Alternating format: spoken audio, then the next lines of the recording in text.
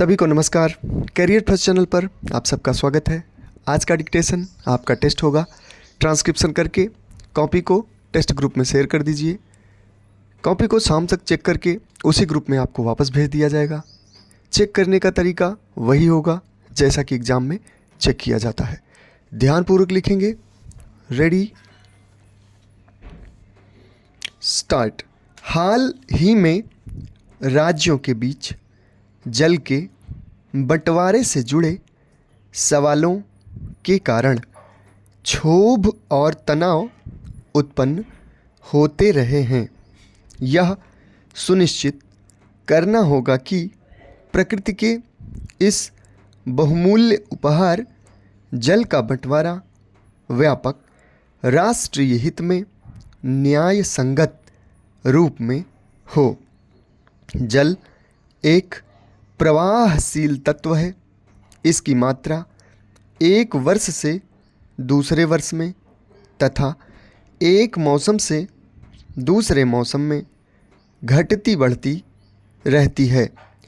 इसकी व्यवस्था इससे संबंधित क्षेत्रों के बीच परस्पर समझदारी और सहयोग की भावना से सौहार्दपूर्ण ढंग से की जानी चाहिए।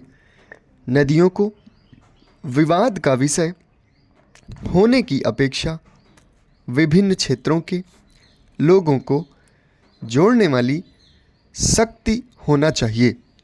किसी भी अंतर्राज्यीय नदी के पानी को प्रयोग में लाने से संबंधित सभी विवादों को बातचीत के जरिए हल करने का हर संभव प्रयास किया जाना चाहिए। यदि ऐसा नहीं हो पाता है तो सरकार इस उद्देश्य के लिए विधि द्वारा स्थापित अधिनिर्णयन कार्य प्रणाली के माध्यम से इन विवादों का शीघ्र निपटारा सुनिश्चित करेगी।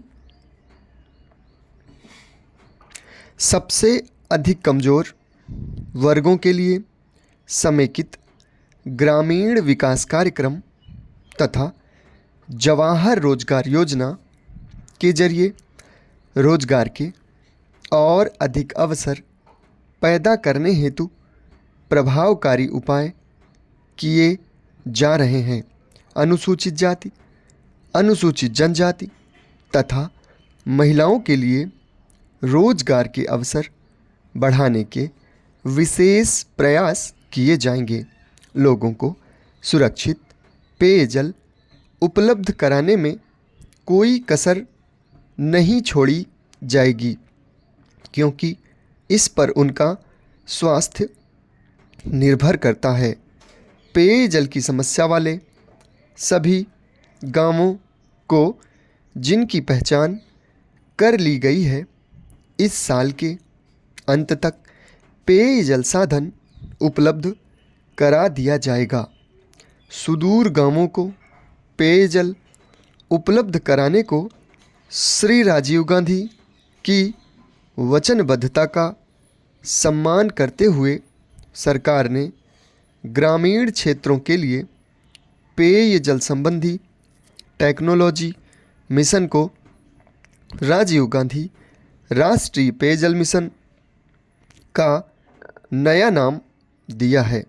इंदिरा आवास योजना के कार्यान्वयन की गुणवत्ता में सुधार लाकर ग्रामीण आवास पर विशेष ध्यान दिया जाएगा। सरकार पंचायती राज संस्थाओं को मजबूत करने के लिए वचनबद्ध है, ताकि लोगों को प्रभावी राजनीतिक शक्ति प्राप्त हो सके। इस संबंध में सितंबर 1991 में लोकसभा में एक संविधान संशोधन विधेयक पेश किया गया है। शहरी क्षेत्रों में भी गरीबी कम भयानक नहीं है। शहरी क्षेत्रों में रोजगार पैदा करने तथा गरीबी उन्मूलन संबंधी योजनाएं जारी रहेंगी। जल्द ही एक नई राष्ट्रीय आवास नीति प्रस्तुत की जाने वाली है।